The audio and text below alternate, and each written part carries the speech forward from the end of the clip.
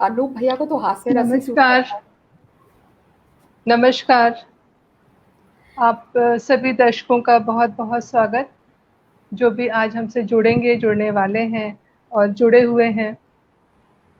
हम पिछले 3 महीनों से एक स्पेशल काव्य गोष्ठी कर रहे हैं इस पेज पर, और उसमें हम एक रस लेते हैं।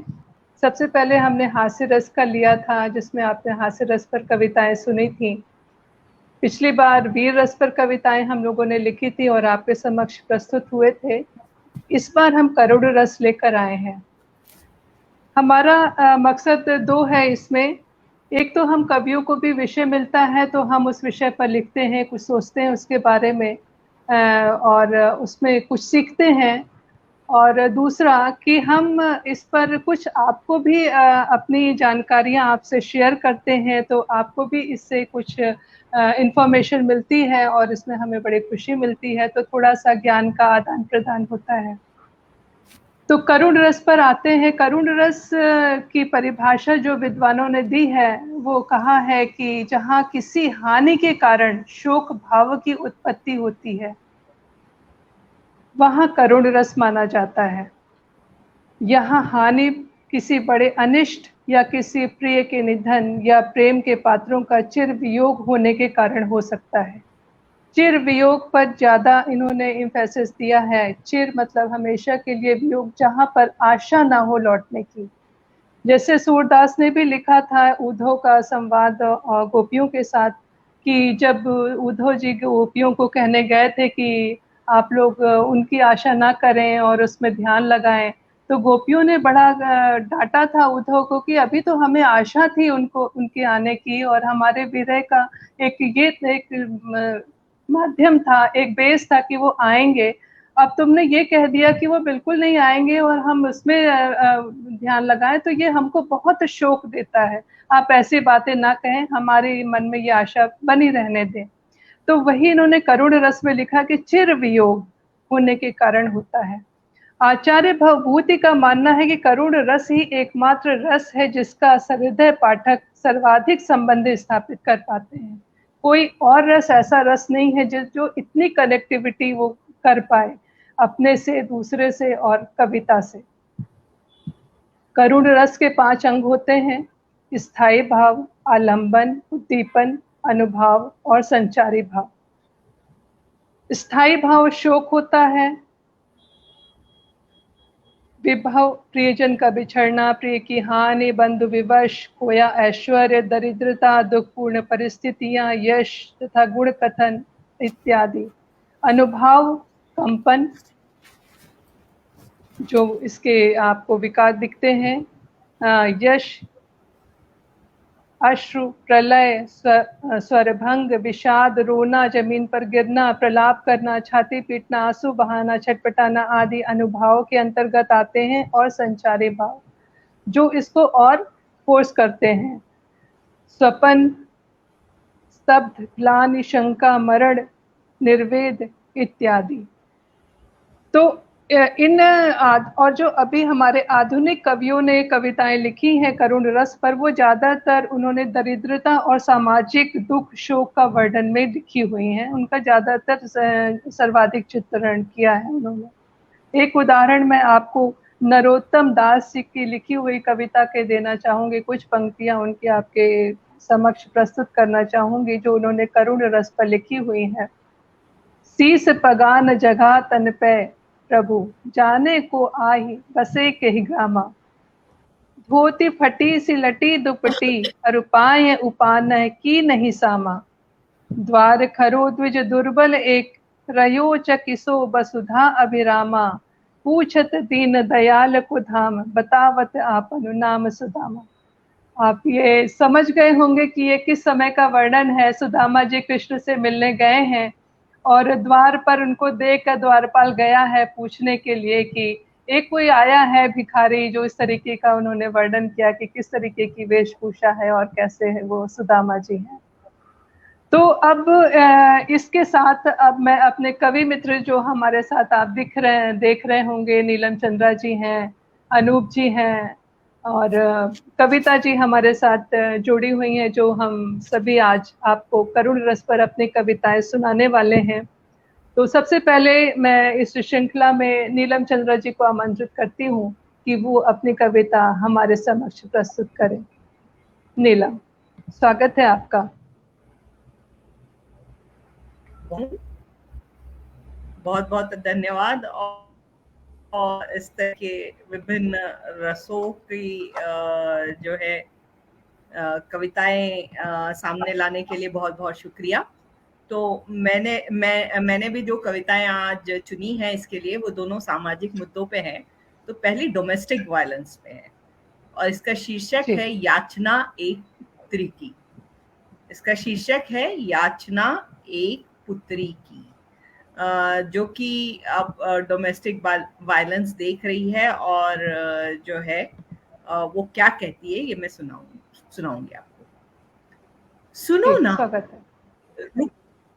सुनो ना, रुक जाओ पापा, अब बस भी करो। और कितना मारोगे तुम मेरी माँ के शरीर को? क्यों शर्म नहीं आती तुमको? क्यों हाथ नहीं कांपते तुम्हारे? शर्म आ जाती होगी पीटते हुए इस जंजीर को। सुनो ना, अब बस भी करो।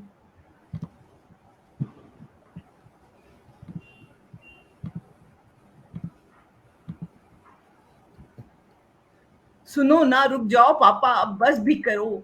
देखा था कल भी मैंने तुम्हें यूं इस तरह की हरकत करते हुए। चलती सिगरेट से जलाया था तुमने उसकी चमड़ी को। क्यों थमे नहीं तुम्हारे कदम इस तरह उन्हें जलील करते हुए? सुनो ना, रुक जाओ पापा, अब बस भी करो। गालियों को तो तुम किसी बमबारी की तरह बरसाते हो। क्या मिलता है पापा तुमको? क्यों ऐसा करते हो? खाने के एक एक निवाले के लिए तुम उनको तरसाते हो। सुनो ना, रुक जाओ पापा, अब बस भी करो। कल तुम्हारी भी लाडली विदा होकर ससुराल जाएगी। क्या शांति मिलेगी तुम्हारे दिल को, जहन को, जब उसके साथ भी यही कहानी दोहराई जाएगी? क्या शांति मिलेगी तुम्हारे दिल को, जहन को, जब उसके साथ भी यही कहानी दोहराई जाएगी? तो ये थी मेरी कविता याचना। बहुत बढ़िया, बहुत बढ़िया, बहुत बढ़िया। मतलब बहुत मार्मिक, मतलब बिल्कुल। और ये एक सच में समाज का एक ये बहुत करुण कहें या क्या कहें, और ये हर उस पे पाया जाता है, जिसको जरूर इस पे ध्यान देना चाहिए और कुछ समाज को बदलना चाहिए। तो हम आगे आते हैं अब। करुण रस के बारे में मैं कुछ और बताती हूँ आप सबको। और जो भी हमारे दर्शक जुड़े हुए हैं सभी का स्वागत है, अभिनंदन है। और आप समय निकाल के आए, हमें बहुत खुशी मिलती है इस सब से। तो करुण रस का स्थायी भाव, पहली बात करते हैं। स्थायी भाव, जैसे मैंने बताया कि करुण रस का स्थायी भाव हमेशा शोक माना गया है। पर शोक तभी संभव है जब उसके मूल में राग या रति किसी न किसी रूप में निहित हो। राग रति मतलब श्रृंगार रस। आदि काव्य वाल्मीकि रामायण से संबंध क्रोंच वध की कथा में ही इसका सूत्र मिलता है। आपने सुना होगा इस कहानी के बारे में कि वाल्मीकि ने जो पहला श्लोक लिखा था, जिसमें क्रोंच जो मिथुन से एक वध के परिणाम शोक के श्लोकत्व में घटित हुआ था, क्योंकि एक को उन्होंने मार दिया था और दूसरा बच गया था, तो उसको जो शोक हुआ तो उनके मुंह से जो निकली कहा दो पंक्तियां, उसको श्लोक कहा गया, जो शोक से निकला हुआ था। चिंतकों ने करुण का क्षेत्र अन्य रसों की अपेक्षा अत्यंत व्यापक बताया है और श्रृंगार रास आदि रसों को उसकी परिधि में समाविष्ट करने की चेष्टा की है। इसका सबसे अधिक श्रेय उत्तर रामचरित के रचयिता भवभूति को है। इन्हीं ने काव्य में करुण रस की महत्ता और व्याप्ति का मुक्त उद्घोष किया है। एको रसः करुण एवं निमित्त भेदान्वित पृथक पृथक विषयते विवर्तान। आवर्त बुद्बुद तरंगमया करानभ्यो यथा सलिलमेव हि तत्समग्रम। ये भवभूति जी ने कहा है करुण रस के बारे में, मानव के हृदय को सुख की अपेक्षा दुख अधिक तलस्पर्शी एवं द्रवणशील अनुभूति प्रदान करता है तथा वह अधिक गंभीर एवं स्थायी आत्मिक एकता उत्पन्न करने की क्षमता रखता है। कदाचित इसी आधार पर उक्त स्थापना की मनोवैज्ञानिक व्याख्या प्रस्तुत की गई है, जहां एक ओर करुण को इतनी व्यापक महत्ता प्रदान की है, वहीं दूसरी ओर आचार्यों ने उसकी सीमाओं का भी निर्देश श्रृंगारादि अन्य रसों की तुलना में सूक्ष्म रूप से किया है। अब मैं बुलाना चाहूंगी अनूप जलान जी को कि वो आए और अपनी करुण रस की कविता हम सबके समक्ष प्रस्तुत करें। इसके बाद मैं फिर से कुछ आपके सामने करुण रस के बारे में व्याख्या करूंगी। स्वागत है Anoop ji. Thank you Neelam ji, thank you Renu, doctor Renu ji, और सभी दर्शकों को नमस्कार, कविता जी को नमस्कार। जैसे रेणु जी ने कहा, जो 8 रस भरत मुनि ने बताए हैं, उनमें से एक ये है करुण रस, और इसका अच्छा उदाहरण रेणु जी ने दिया। दूसरा एक उदाहरण अगर आप अनुमति दें तो मैं बताना चाहूँगा। जी जी बिल्कुल बिल्कुल। सबसे ज़्यादा जो छूता हुआ जो मुझे लगा कि उरुभंगम नाट्य था, संस्कृत नाट्य, जिसमें दुर्योधन की जब जंघा तोड़ दी भीम ने युद्ध के दौरान, उसके बाद वो मरा नहीं है, वो वहाँ पर पड़ा है और उसका लड़का वहाँ पर आता है और उससे बात करता है। तो वहाँ जब वो बाप बेटे का जो संवाद है, वो अगर आप पढ़ें तो आप देखेंगे, समझेंगे कि करुण रस किसे कहते हैं। कि जब बेटा उसको पूछता है कि पापा आज क्या कारण है कि आप मुझे अपने गोद में नहीं बैठा रहे, वो कैसे कहे कि मेरे जंघा टूटी हुई है, मैं तुझे बैठा नहीं सकता। तो इस तरह से लोगों ने इतना इसके ऊपर लिखा है, इस तरह से बहुत अच्छे उदाहरण हैं। हम लोग जो लिखते क्या लिखते उनके सामने कुछ नहीं लिख पाते। फिर भी जो है एक छोटी सी कविता 4 लाइन की, आप इसका संदर्भ जो है, जो भुगत चुके हैं वो समझ जाएंगे।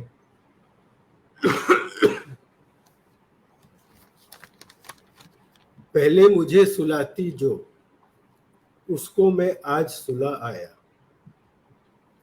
पहले मुझे सुलाती जो, उसको मैं आज सुला आया। लेकिन मुझे जगा लेती, उसको मैं ना जगा पाया। पहले मुझे सुलाती जो, उसको मैं आज सुला आया। लेकिन मुझे जगा लेती जो, उसको मैं न जगा पाया। अंतिम बार उसे सुख देने की हट कुछ यूं रख पाया। अंतिम बार उसे सुख देने की हट कुछ यूं रख पाया। आंखें खुली रह गई थी, मैं अपने हाथों ढकाया। आंखें खुली रह गई थी, मैं अपने हाथों ढकाया। बहुत अच्छा, बहुत मार्मिक, सच में बिल्कुल दिल को छू लेने वाली पंक्तियां थी। अब इससे ज्यादा उदासी की बात क्या होगी। जैसे अभी बताया अनूप जी ने कि करुण रस की वो चली गई है माँ और उनके वियोग में बच्चा कैसे बोल रहा है। तो अगर कहा जाए कि करुण रस के देवता कौन है, मतलब किससे ये प्रभावित है, तो कहा जाएगा कि यमराज कि वही विछोह करवा रहे हैं। लेकिन ऐसा नहीं है। करुण रस के देवता का जहाँ तक प्रश्न है, तो हिंदी के कवियों ने अधिकतर यम के स्थान पर वरुण को मान्यता दी है। वरुण को इसका देवता माना गया है। और इस प्रकार भारत से लेकर विश्वनाथ तक की परंपरा से भिन्न पथ का अनुसरण किया गया है। करुण रस से उद्दीपन विभाव का निरूपण प्रायः साहित्य दर्पण के दाहादिकावस्था भवेदुदीपम के प्रभावों से किया गया है। और करुण रस और जो उदासी आती है इससे, वो जब उतर कर रगों में बैठ जाती है, खून के माने हर धड़कन जो बहती है बहुत बेबाक होती है, बहुत नुकसान करती है। बहुत मुश्किल फिर होता है उसे फिर पार कर पाना, उदासी भरी भीतर और बाहर मुस्कुरा पाना। मिलना भी अधूरा सा, बिछड़ जाना भी आधा सा, जिंदगी में दोबारा फिर मुकम्मल कुछ नहीं होता, धरा भी अधूरी और आसमां पूरा नहीं होता। जिगर की एक ही आरज़ू दिन रात रहती है, मौत का आना ही बस उसको मुकम्मल बात लगती है। तो यम से प्रभावित जब शोक होता है तब इसी भाव में रहता है कवि या मानव, और ऐसी रचनाएं उसके मन में आती हैं, ऐसे भाव उसमें आते हैं। तो अब हम यहीं पर रोके, हम कविता वर्मा जी को बुलाते हैं जो हमारे साथ कोलकाता से जुड़ी हुई हैं। कविता जी, आज हमको क्या सुना रही हैं आप? आपका स्वागत है, आपकी पहले तो कविता मैं की प्रस्तुत करें। आप सबको प्रेम भरा नमस्कार करती हूँ, और मुझे बहुत अच्छा लग रहा है कि मैं 3 दिग्गज लोगों के साथ एक पटल में एक साथ हूँ, तो वो मेरे लिए, और जैसे कि नीलम हमेशा कहती हैं कि जो आपके मन में हो उन्हें पंक्तियों में उतार डालो, तो आज मैंने वही प्रयास करा है। और अनूप भैया ने जो अभी कविता कही माँ के लिए, तो मेरा भी कुछ मिलती जुलती ही रचना है, माँ की याद। मीठी बयार सी तेरी याद कभी भी आ जाती है माँ, मीठी बयार सी तेरी याद कभी भी आ जाती है माँ, मैं जानती हूँ मैं तेरा ही अक्स हूँ, मैं जानती हूँ मैं तेरा ही अक्स हूँ।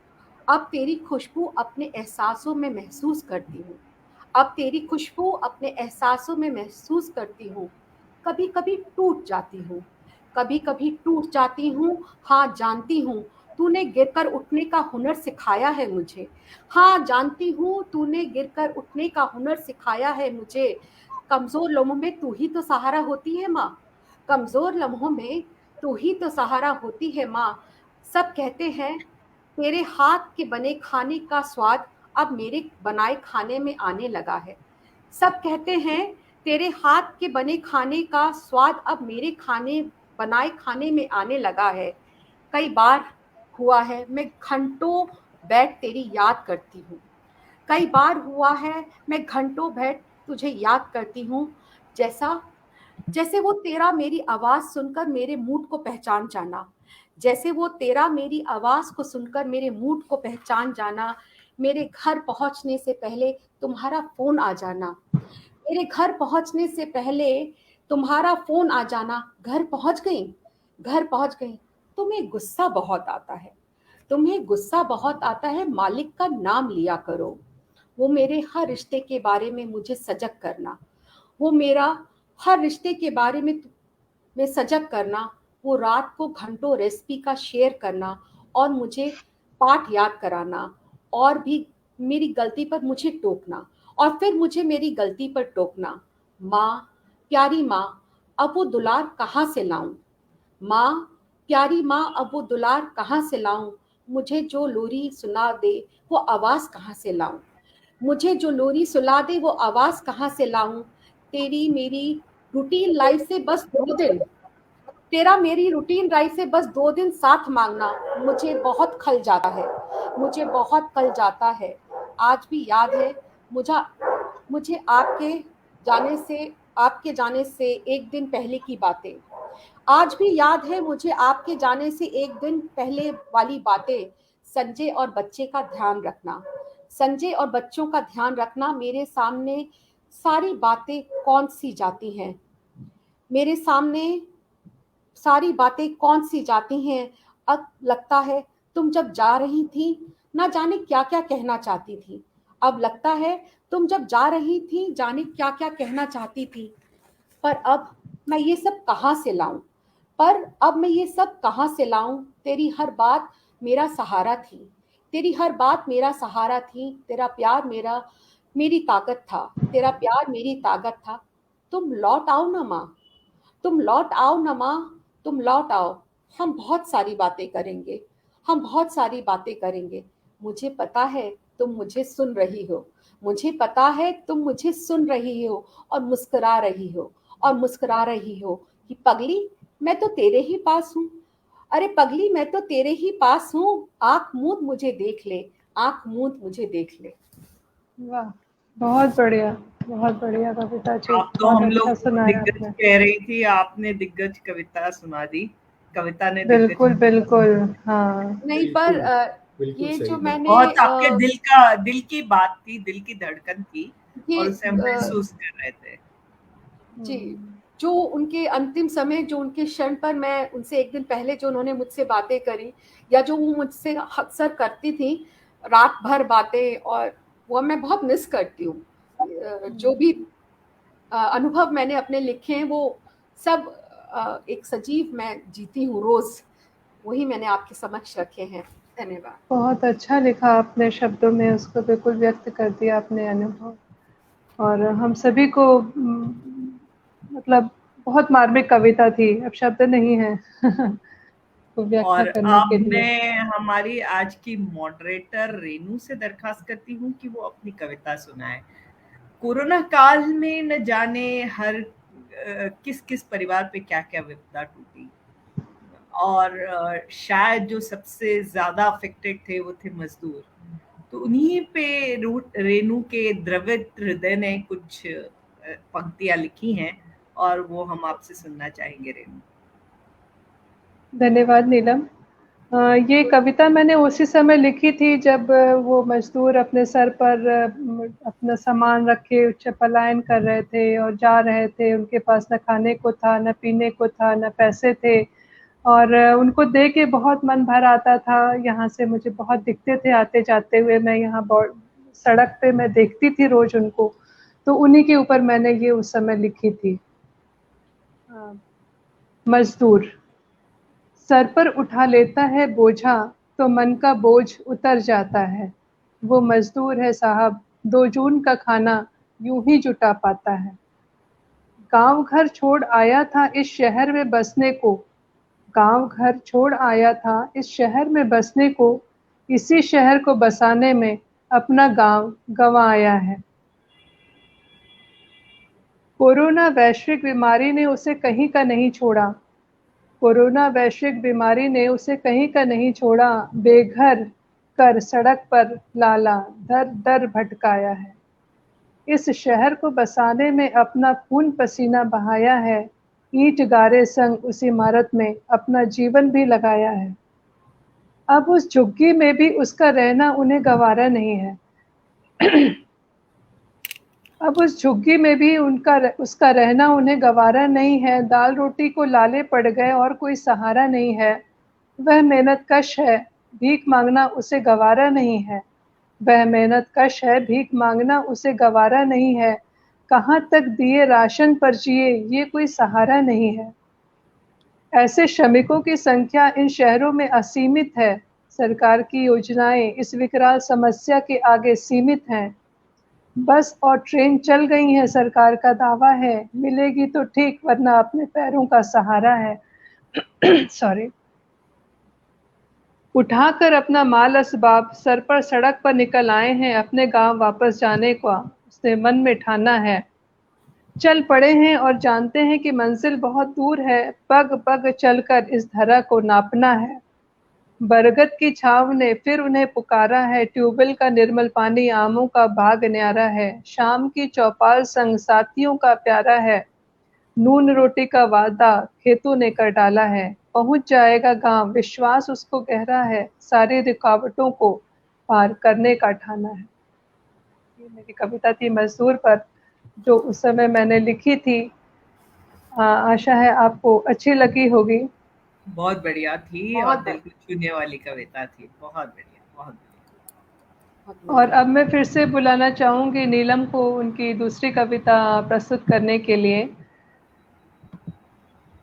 मेरी दूसरी कविता भी सामाजिक मुद्दे पे ही है, हमारे देश में या पूरे विश्व में ही कहिए कि कलर के बेसिस पे भी बहुत बायसेस रहते हैं, यानी बहुत भेदभाव है कलर के बेसिस पे।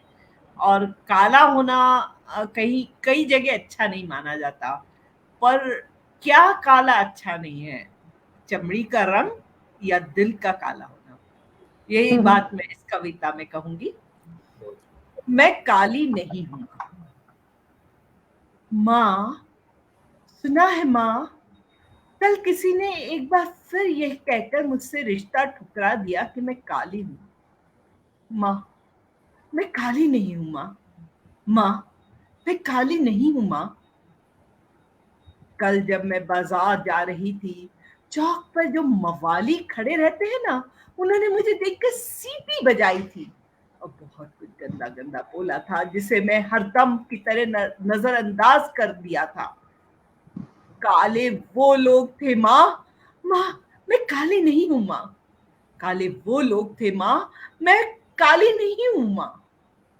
उस दिन जब मेरे बॉस ने चश्मे के नीचे से घूर कर कहा था, प्रमोशन के लिए और कुछ भी करना होता है, मैं तो डरी गई थी माँ। काला तो वो मेरा बॉस था माँ, माँ मैं काली नहीं हूं माँ। काला तो वो मेरा बॉस था माँ, माँ मैं काली नहीं हूं माँ।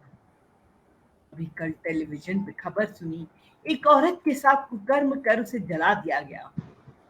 माँ, ये कैसा न्याय है माँ? माँ ये कैसा न्याय है माँ? काले तो वो लोग थे माँ, माँ मैं काली नहीं हूं माँ, माँ मैं काली नहीं हूं माँ। वाह, ये कैसा देश है माँ, जहाँ बुरे काम करने से कुछ नहीं होता और चमड़ी के रंग पर लड़की को काली कहा जाता है। माँ मैं काली नहीं हूं माँ, माँ मैं काली नहीं हूं माँ। तो ये थी मेरी कविता। बहुत आशा है बढ़िया, आप बहुत बढ़िया, बहुत बहुत सुंदर, सटीक थी, टू द पॉइंट। मतलब हाँ, बहुत सही आपने कहा उसमें कि काला कौन है, ये क्वेश्चन मार्क है।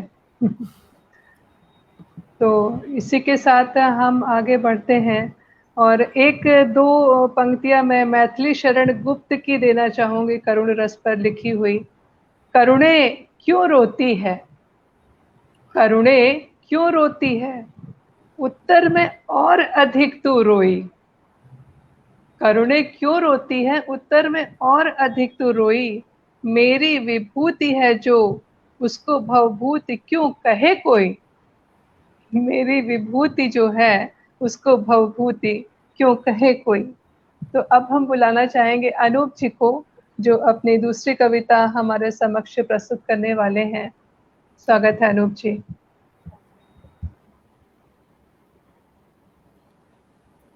ये कविता थोड़ी अलग अंदाज में, थोड़े अलग तरीके से लिखी है।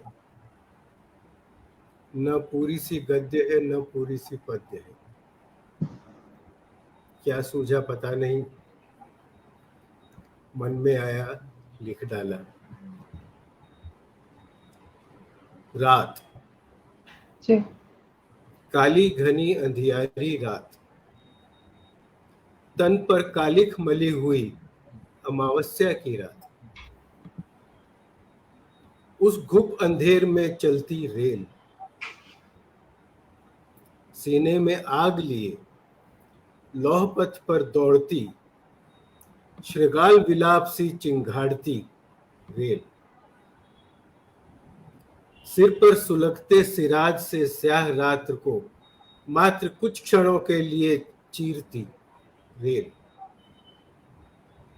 सामने आए हर जीव को बेपरवाह लोहे के चक्र से काटती रेल। उस रेल की राह देखती बिरहन, उस रेल की राह देखती बिरहन। अकेली रात में उम्मीद के छोटे से दिए की टिमटिमाती लौ को लिए उड़ीकती बाट जोहती बिरहन। दूर से आती रेल, धीमी रफ्तार, दबे पांव, मानो चुपचाप निकल जाने की फिराक में रेल।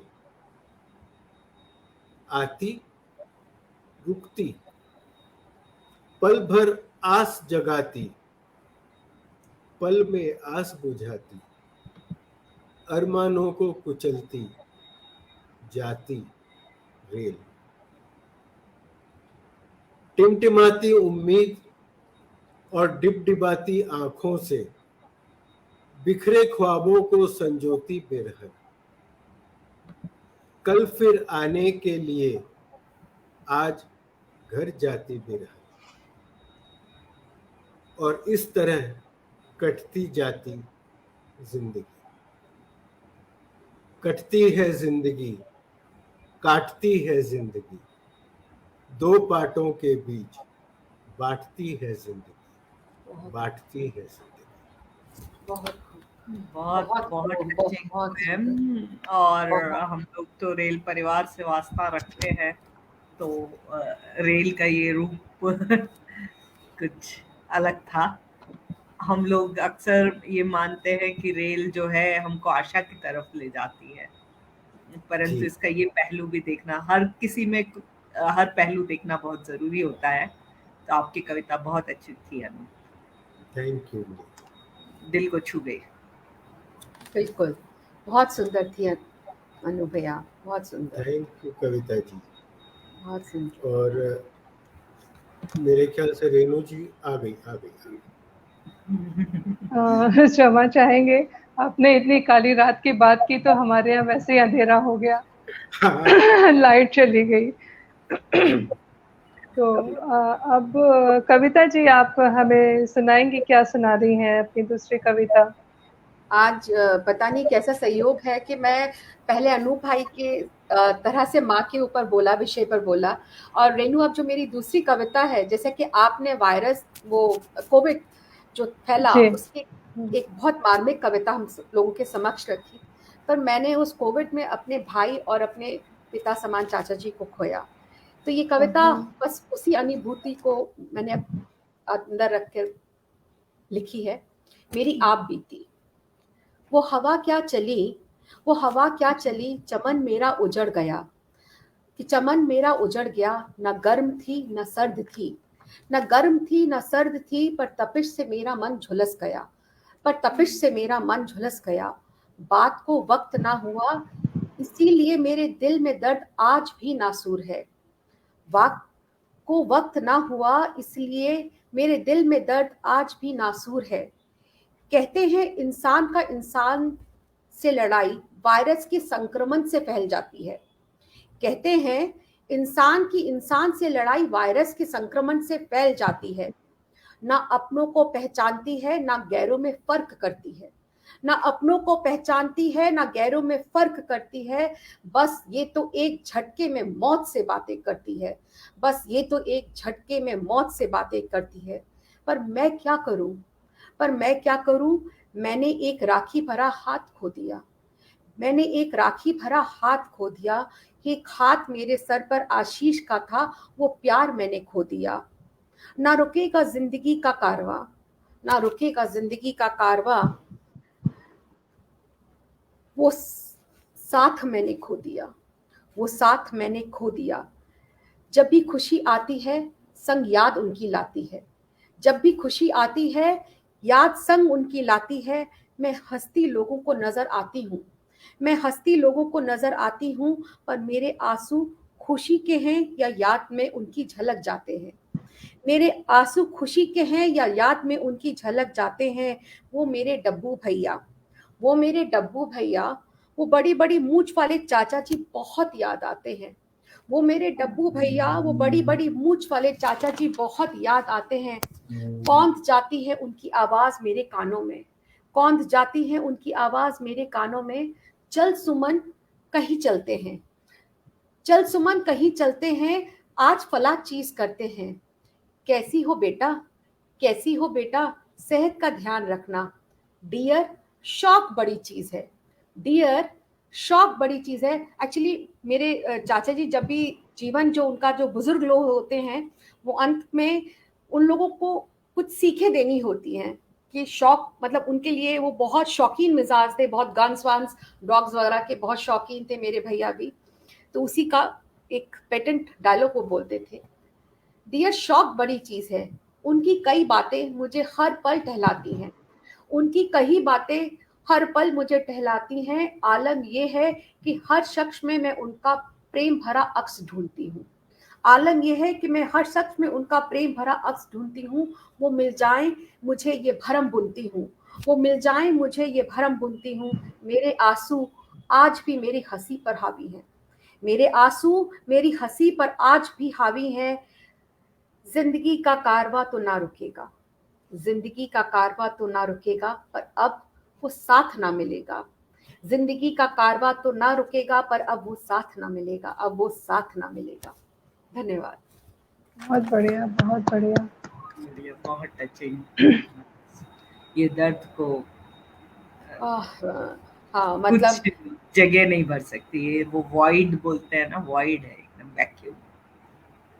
तो मैं रेनू मतलब से रिक्वेस्ट करती हूँ कि वो अपनी दूसरी कविता हमें जरूर सुनाए।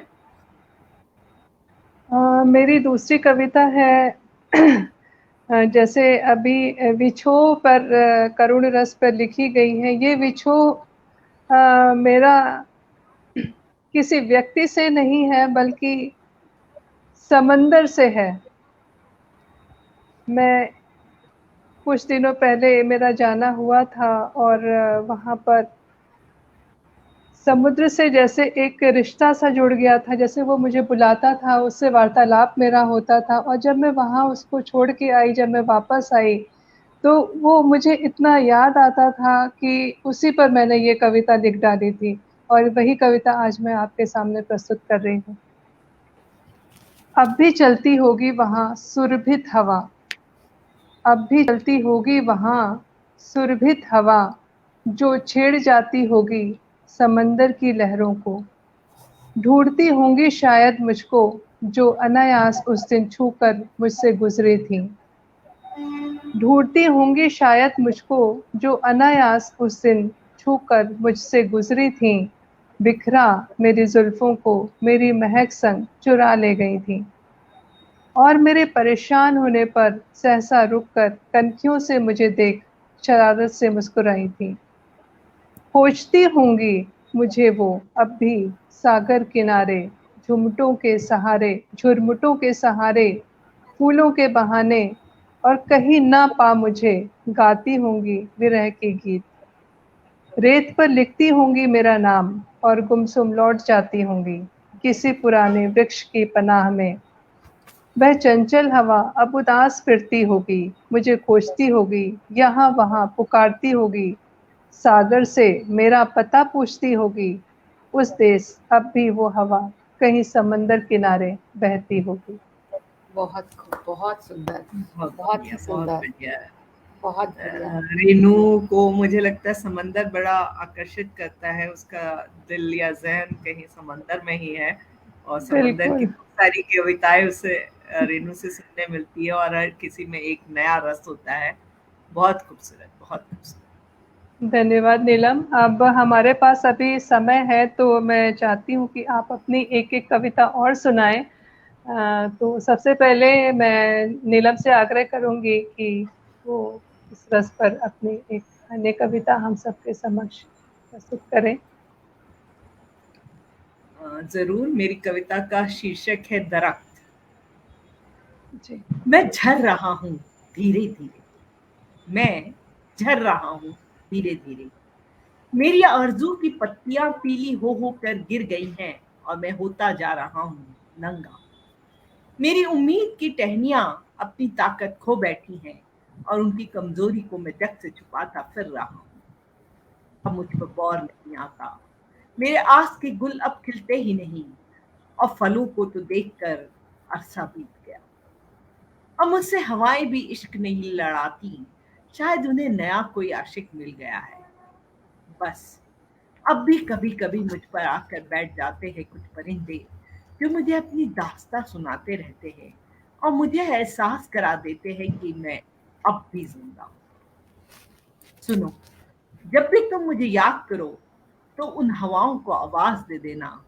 वो भले ही अब मोहब्बत किसी और से करने लगी हैं, पर उनके सीने में मेरी वो नज़्में अब भी कहीं छुपी होंगी, जो मैंने कभी उन्हें प्यार में सुनाई थी। ये थी मेरी कविता दरख्त। बहुत बढ़िया, बहुत बढ़िया, बहुत बहुत सुंदर, बढ़िया। बहुत सुंदर।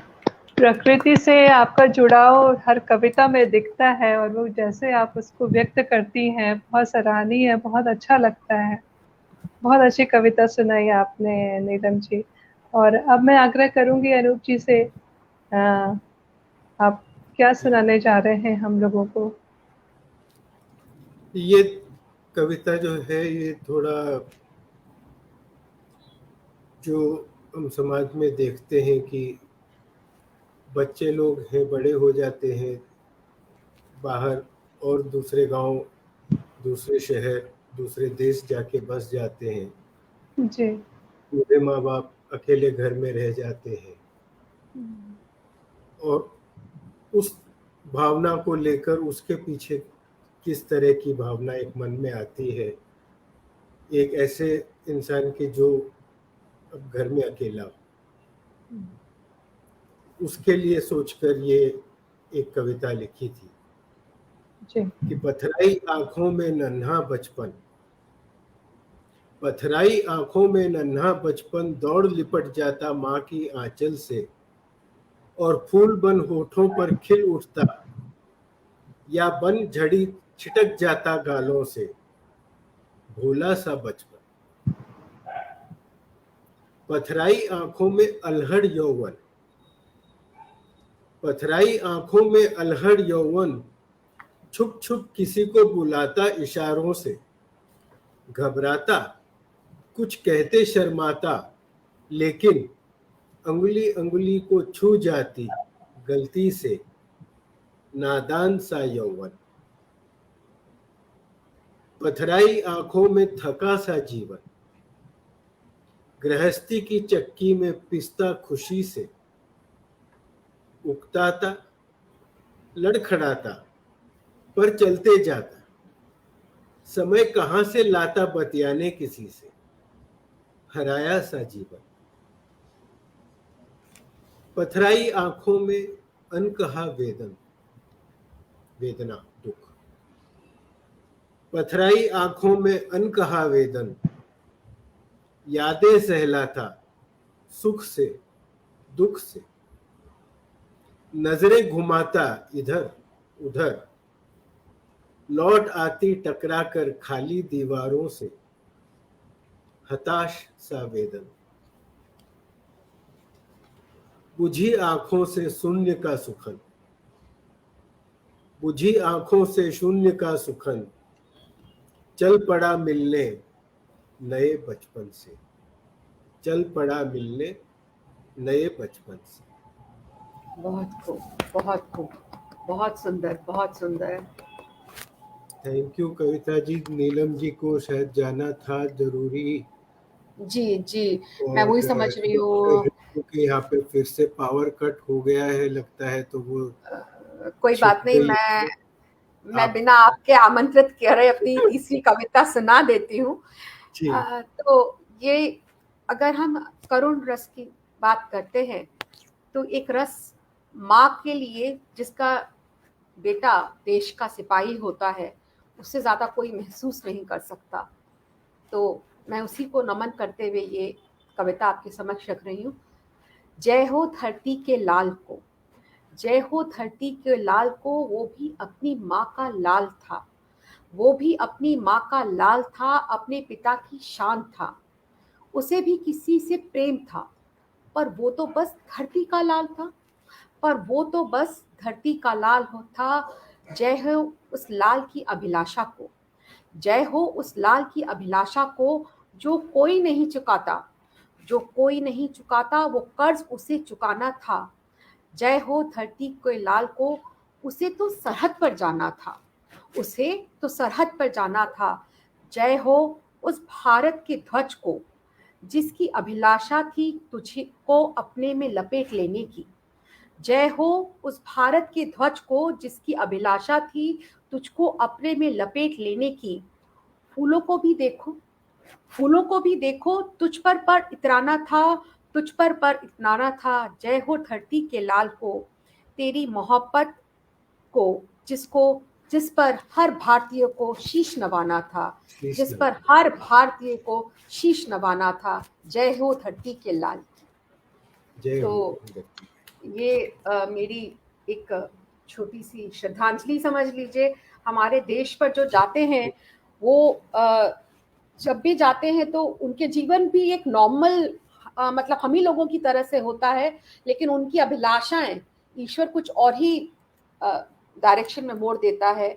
वो भी हम लोगों की तरह से होती है, लेकिन हर उस ध्वज को मैं सलाम करना चाहूंगी जो उन सैनिकों को अपने में समाकर हमारे समक्ष लेकर आती हैं, और जब वो आते हैं घर तो उस ध्वज में लपेट कर आते हैं, और जो जो फूल उनके ऊपर हर देशवासी डालता है वो कितना खुश होता है अपने पर। हाँ, तो ये मुझे अभिलाषा और ये मेरी श्रद्धांजलि थी उन्हीं सब सैनिकों को।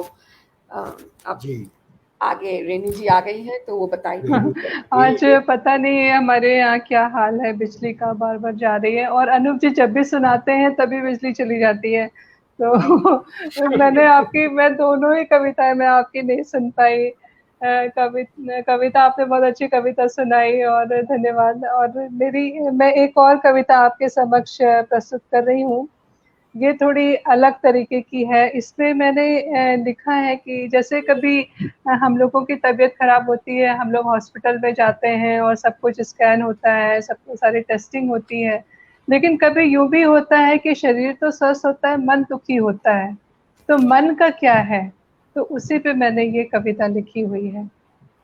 काश कभी मन का भी स्कैन होता, एक्सरे और MRI होता, मन के सारे तंतुओं को लैब में गुना जाता, मन के सारे तंतुओं को लैब में गुना जाता, दिल पर लगे घावों का हिसाब किया जाता, रिपोर्ट आती हाथ में, सब कुछ दर्शाती, हर सीले कोने का कारण बताती, कैसे किसने कितना आहत किया है, कहाँ कितने प्रतिशत घायल किया है, कितना बीमार है, गंभीर बेहाल है, कितनी आरजुओं का कत्ल हुआ है, सारा खाका सामने होता।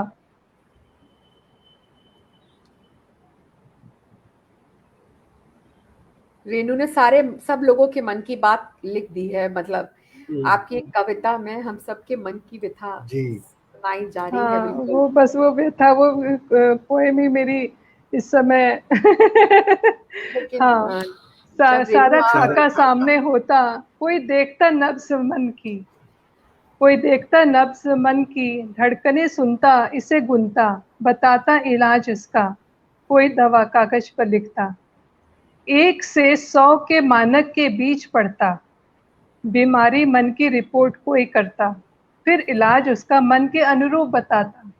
फिर इसका इलाज क्या बताता?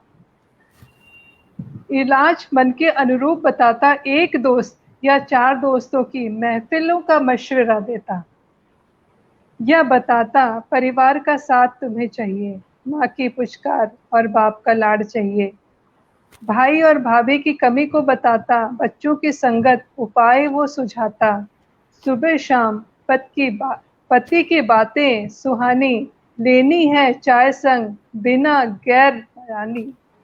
काश कभी मन का भी इलाज होता, अस्पताल जितने हैं तब उन पर ताला जड़ा होता, अस्पताल जितने हैं उन पर ताला जड़ा होता, क्योंकि पहले मन बीमार होता है, फिर शरीर पर असर आता है। मन खुश रहता तो अस्पतालों पे ताला पड़ जाता। और तो ये थी, मैंने थोड़ा सा अलग से सोच के लिखा ये मन पर, कि मन का भी कुछ चाहिए इलाज।